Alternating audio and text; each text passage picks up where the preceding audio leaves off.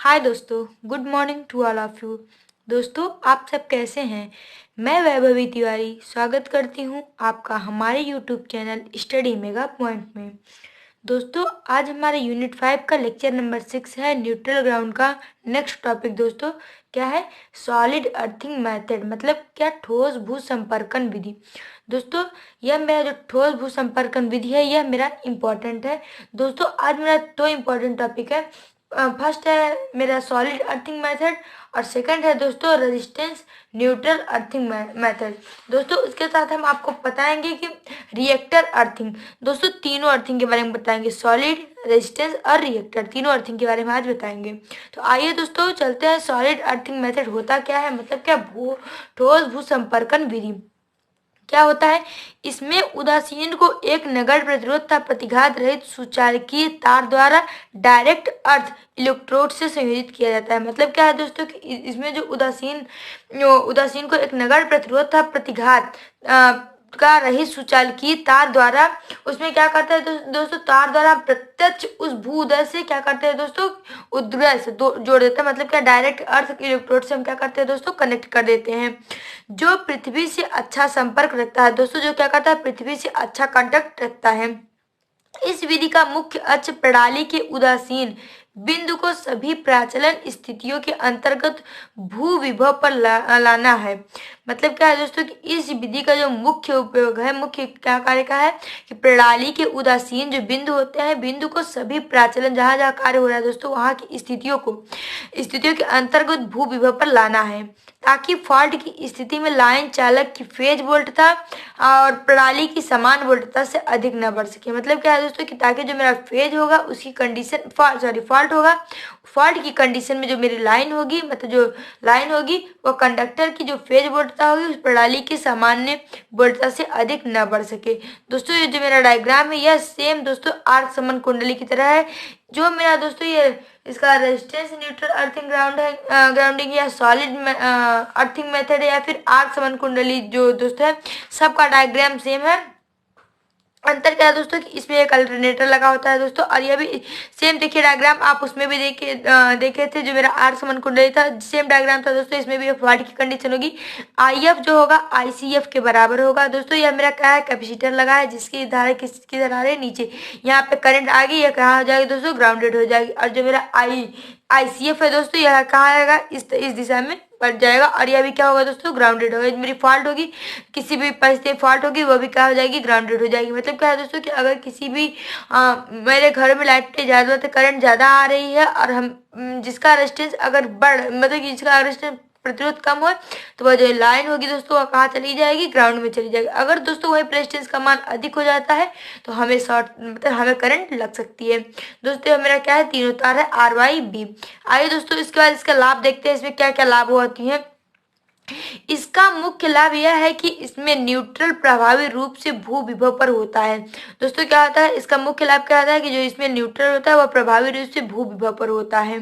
Second point है दोस्तों कि फॉल्ट की स्थिति में प्रदोषी धारा तथा परिणामी धारा एक दूसरे के विपरीत में होने के कारण नष्ट हो जाती है। मतलब क्या है दोस्तों कि मेरे फॉल्ट की कंडीशन होगी उसमें जो मेरा फॉल्टी करंट होगा और जो मेरा परिणामी धारा होगा दोस्तों वह क्या होगा, एक दूसरे के विपरीत होने के कारण क्या हो जाएंगे दोस्तों, नष्ट हो जाएंगे। उसके बाद दोस्तों मेरा क्या है, थर्ड पॉइंट है, उसके आगे है, इसलिए इसमें आर्क उत्पन्न नहीं होती और अधिक वोल्टता भी उत्पन्न नहीं होती। मतलब क्या है दोस्तों कि फॉल्ट की कंडीशन में जो प्रदोषी धारा परिणामी धारा होगी वह एक दूसरे के विपरीत होने के कारण नष्ट हो जाती है, और नष्ट होने से तो उसके आर्क में मतलब उसमें आर्क उत्पन्न नहीं होती है और अधिक वोल्टता भी उत्पन्न नहीं होता है दोस्तों। और विपरीत दिशा में वो नष्ट हो जाएगी तो उसमें आर्क भी ज्यादा उत्पन्न नहीं होगी और वोल्टता भी ज्यादा उत्पन्न नहीं होगी। थर्ड पॉइंट है दोस्तों कि उच्च प्रदोषी धाराओं के कारण सप्लाई सिस्टम में अन्य रक्षण युक्तियां भी इनके साथ प्रयोग में लाई जाती है। मतलब क्या है दोस्तों कि उच्च मेरी जो प्रदोष धाराएं होंगी उसके कारण दोस्तों क्या होगी, जो मेरा सप्लाई सिस्टम मतलब प्रदाय प्रणाली है दोस्तों, ये सप्लाई सिस्टम को हिंदी में बोलेंगे प्रदाय प्रणाली में अन्य रक्षण, जो प्रदाय प्रणाली होगी उनमें अन्य रक्षण जो होंगे दोस्तों युक्तियों भी उनके साथ प्रयोग में लाई जाती है। अन्य जो प्रोटेक्टिव डिवाइस होंगी दोस्तों वो भी क्या होंगी, इसमें प्रयोग में लाई जाएंगी। दोस्तों, इसकी हानि क्या होती है। फर्स्ट है अति उच्च प्रदोषी धारा परिपथ वियोजक के संपर्कों को पिघलाकर नष्ट कर देती है। दोस्तों मतलब हाई करंट अगर फॉल्ट होगा तो वह क्या होगा, परिपथ वियोजक जो होगा उसको मतलब जो सर्किट ब्रेकर होगा उसको क्या करेगा दोस्तों, संपर्कों को पिघलाकर नष्ट कर देगा। जो परिपथ वियोजक होगा उसके संपर्कों को क्या करेगा, पिघलाकर नष्ट कर देगा। उसके आगे है दोस्तों मेरा सेकेंड पॉइंट, अति उच्च प्रदोष धारा के कारण प्रदाय प्रणाली का स्थायित्व डगमगा सकता है अर्थात कमजोर हो सकता है। मतलब क्या है दोस्तों कि हाई करंट, उच्च प्रदोषी जो मेरी करंट होगी उसके कारण जो मैं प्रदाय प्रणाली मतलब क्या कहते हैं सप्लाई सिस्टम होगा उसमें स्टेबिलिटी होगी, वो क्या होगी, मतलब इधर उधर हो सकती है दोस्तों, वो क्या हो सकती है, कमजोर हो सकती है। जो उसकी स्टेबिलिटी होगी वो क्या हो जाएगी दोस्तों, कमजोर हो जाएगी।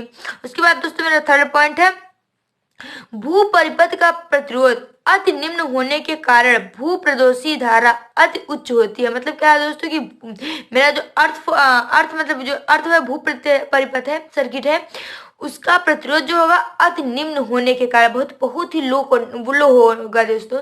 तो क्या होगा, बहुत ही छोटा होगा और कम होगा, होने के कारण भू प्रदोषी धारा अति उच्च होती है। दोस्तों जो मेरा भू परिपथ है उसका प्रतिरोध बहुत कम होगा, तो जो मेरी भू प्रदोषी धारा होगी प्रतिरोध कम तो करंट अधिक, तो क्या हो जाएगा दोस्तों, अधिक उच्च होगी, जो निकटवर्ती संचार लाइनों के परिपथ को प्रभावित करती है। दोस्तों जो उसके आसपास संचार लाइनें होंगी उसको क्या करेगी दोस्तों, प्रभावित करेगी। और उच्च विधारक क्षमता वाले स्विच गियर का प्रयोग करने के लिए वाह करती है। और दोस्तों क्या करते हैं, जो उच्च विधारक वाले स्विच गियर है, स्विच गियर का प्रयोग करने के लिए हम वाह करते हैं। दोस्तों इसका अनुप्रयोग कहाँ किया जाता है, ठोस भू योजन विधि का उपयोग उस त्रिकला प्रदाय प्रणाली के उदासीन हेतु किया जाता है। मतलब क्या है दोस्तों कि जो मेरी ये सॉलिड अर्थिंग मेथड है उसका प्रयोग हम कहाँ करते हैं, उस त्रिकला मतलब थ्री फेज सप्लाई सिस्टम के उदासीन हेतु किया जाता है, जिसके परिपथ की प्रसामान्य प्रतिबाधा समुचित रूप से उच्च होती है। मतलब क्या है दोस्तों, जिसकी जो सर्किट है उसकी होगी वो प्रसामान्य मतलब क्या, असामान्य दोस्तों, इसको नॉर्मल बोल सकते हैं। तो क्या बोलते हैं, परिपथ की प्रसामान्य प्रतिबाधा जो होगी उत्पन्न होगी वो समुचित रूप से उच्च होती है, वो दोस्तों क्या होगी, अधिक होगी, ताकि प्रदाय प्रणाली की सुरक्षा के लिए प्रदोषी धारा को सीमित रखा जाए। मतलब क्या है दोस्तों, जो उसकी सप्लाई सिस्टम होगी उसकी सुरक्षा के लिए हम प्रदोषी धारा को क्या कर सकते हैं दोस्तों, सीमित रख सकते हैं। इसका प्रयोग 33 केवी तक की सप्लाई सिस्टम पर होता है। दोस्तों आप अगर उपयोग में मेन क्या होता है मेरा ये है दोस्तों, आप इसका उपयोग 33 केवी की सप्लाई सिस्टम पर करते हैं। तो अगर आप इसका उपयोग इतना ज्यादा आपको डिटेल नहीं याद हो पा रहा है, आपका नहीं तैयार है, तो आप यहाँ पे बस यही लिख दीजिएगा, इसका उपयोग 33 केवी तक की सप्लाई सिस्टम पर होता है, सप्लाई सिस्टम पर किया जाता है। उसके बाद दोस्तों मेरा नेक्स्ट टॉपिक है रेजिस्टेंस न्यूट्रल अर्थिंग मेथड। मतलब क्या है दोस्तों कि प्रतिरोध भू संपर्कन विधि। होता क्या है दोस्तों कि रेजिस्टेंस न्यूट्रल अर्थिंग मेथड, देखते हैं, प्रतिरोध भू संपर्कन में प्रदोषी धारा को सीमित रखने के लिए न्यूट्रल और भू इलेक्ट्रोडों के मार्ग में एक सीमित मान का प्रतिरोध जोड़ा जाता है, जो दो प्रकार के होते हैं। क्या है दोस्तों, जो मेरा रेजिस्टेंस है न्यूट्रल मतलब कि जो मेरा प्रतिरोध है भू संपर्कन में प्रदोषी धारा को सीमित जो भू संपर्क उसकी प्रदोषी धारा को क्या करना है दोस्तों, सीमित रखने के लिए न्यूट्रल और भू इलेक्ट्रोडों के मार्ग में एक जो न्यूट्रल होगा, मतलब जो एक न्यूट्रल होगा और एक ग्राउंड होगा दोस्तों, दो वायर होंगे, एक कहाँ कनेक्ट होगा, एक न्यूट्रल में कनेक्ट होगा और दूसरा कहाँ होगा दोस्तों, अर्थ में भू में कनेक्ट होगा। तो मार्ग में एक सीमित मार्ग पर प्रतिरोध जोड़ा जाता है। उन दोनों के मार्ग में दोस्तों क्या हो जाता है, एक सीमित मार्ग पर क्या प्रतिरोध जोड़ा जाता है, जो दो प्रकार के होते हैं। पहला क्या है दोस्तों, धात्विक प्रतिरोध, दूसरा द्रव प्रतिरोध। धात्विक प्रतिरोध क्या होता है दोस्तों कि धात्विक प्रतिरोध अधिक मजबूत, टिकाऊ, स्थायी और अपरिवर्तनशील होता है। मतलब क्या है दोस्तों, जो धात्विक प्रतिरोध है वो बहुत ही मजबूत होता है और बहुत अधिक चलने वाला होता है, इसकी स्टेबिलिटी स्थायित्व अधिक होती है। और दोस्तों यह परिवर्तनशील नहीं होता, अपरिवर्तनशील मतलब यह परिवर्तित नहीं होता, परिवर्तनशील होता है, जिसमें आंशिक रूप से प्रेरक होता है। जो दोस्तों क्या है, जिसमें जो आंशिक रूप से क्या होता है, इसमें प्रेरक होता है, जो ओवरहेड लाइन पर होने वाले लाइटनिंग स्ट्रोक्स के लिए उपयुक्त नहीं होते हैं। मतलब क्या है दोस्तों, जो मेरे सिरोपरी लाइन है उस पर होने वाले जो लाइटनिंग स्ट्रोक्स है उसके लिए उपयुक्त नहीं होते हैं।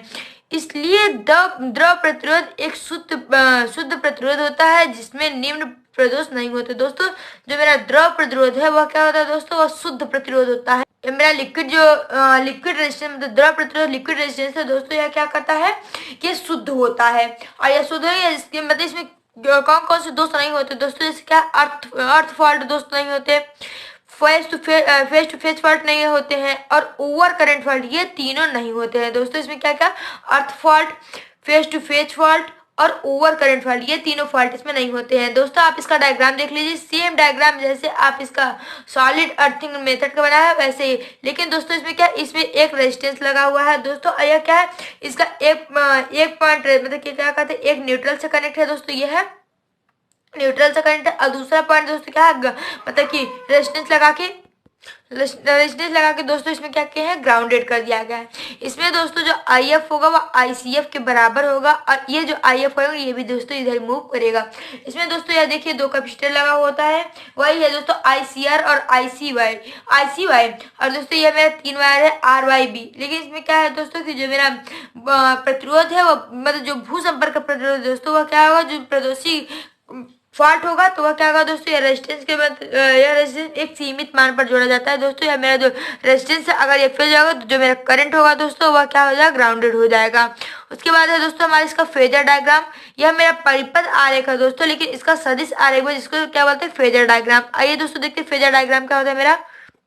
दोस्तों यह मेरा फेजर डायग्राम है, सदिश आरेख है, किसका, रेजिस्टेंस न्यूट्रल अर्थिंग मेथड का दोस्तों। इसमें भी RYB 3 फेज जाए रहेंगे। इसमें क्या होगा दोस्तों कि यह एक, मतलब ये देखिए यहाँ पे आप इसका रेजिस्टेंस निकाल सकते हैं दोस्तों। ये इन जितना पॉइंट आपका ये है उतना सेम दोस्तों ये होगा, तो आप इसको बहुत ही आसानी से बना सकते हैं दोस्तों। और यहाँ पे एक इसका रिएक्टेंस निकलेगा, इन दोनों के बीच को मिलाने वाली रेखा को क्या ICF से व्यक्त करते हैं दोस्तों। यहाँ भी ये, और यहाँ पे मेरा पॉइंट 0 होगा, ये दोस्तों आप डॉटेड लाइन से कीजिएगा और ये भी डॉटेड लाइन से कीजिए दोस्तों। यहाँ पे देखिए ICY और ICR जो क्या कैपेसिटर है, इन दोनों के प्रतिरोध को मतलब क्या बोलते हैं, इन दोनों के ये कहीं ना कहीं तो मिलेंगे दोस्तों। इन दोनों के मान लीजिए आप यहाँ पे मतलब क्या, ये यहाँ पे ये दोनों आके यहाँ पे मिल रहे हैं, तो इसका मेन पॉइंट क्या हो जाएगा दोस्तों, ICF हो जाएगा, और ये क्या हो दोस्तों मेरा IF होगा। यहाँ पर IRES होगा और यहाँ पे IREA होगा दोस्तों। ये जो मेरा V होगा ये R और V के बीच का फेज है दोस्तों, और ये मेरा जो है ये Y और E के बीच का फेज है दोस्तों। ये मेरा जो पॉइंट है ये क्या मेरा पॉइंट है, E पॉइंट है।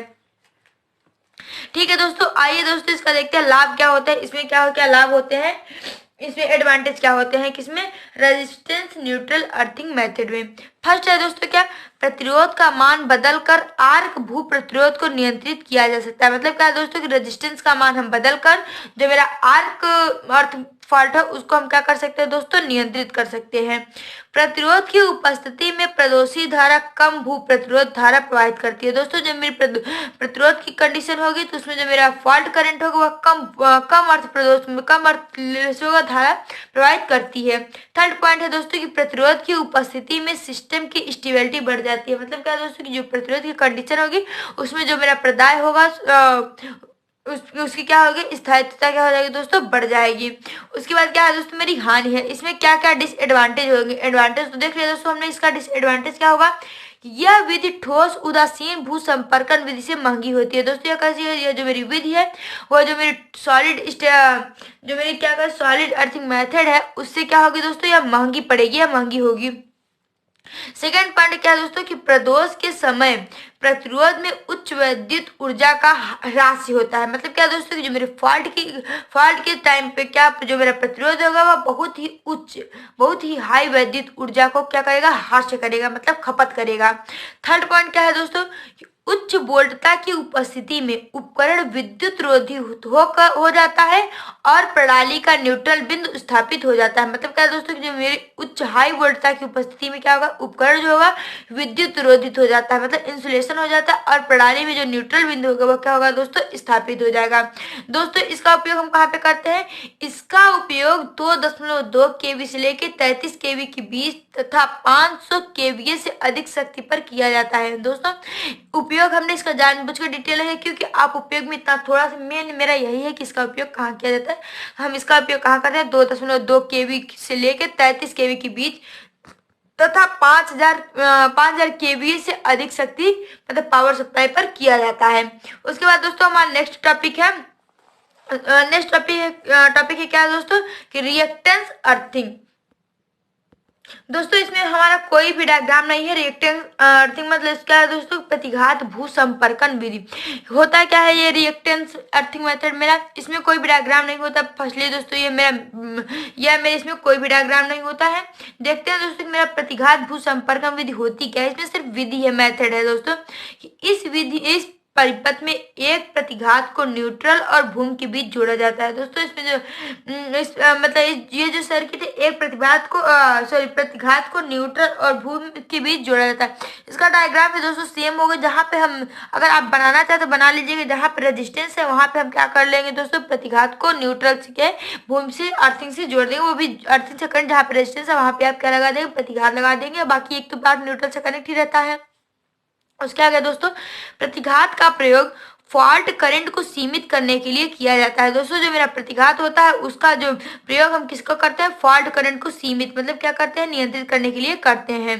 ठोस भू संपर्कन की अपेक्षा प्रतिघात भू संपर्कन में पृथ्वी और न्यूट्रल बिंदुओं के बीच प्रतिघात को परिवर्तित करके प्रदोषी धारा को परिवर्तित किया जाता है। मतलब क्या है दोस्तों कि जो मेरा ठोस भू संपर्कन में तो सॉलिड अर्थिंग मेथड था, भू संपर्कन की अपेक्षा या उसकी अपेक्षा क्या होगा दोस्तों, प्रतिघात भू संपर्कन में पृथ्वी और न्यूट्रल जो मेरा ग्राउंडेड हो जा रहा था दोस्तों। एक बार कहाँ से, एक न्यूट्रल से कनेक्टेड, एक कहाँ था, पृथ्वी में ग्राउंडेड हो रहा था।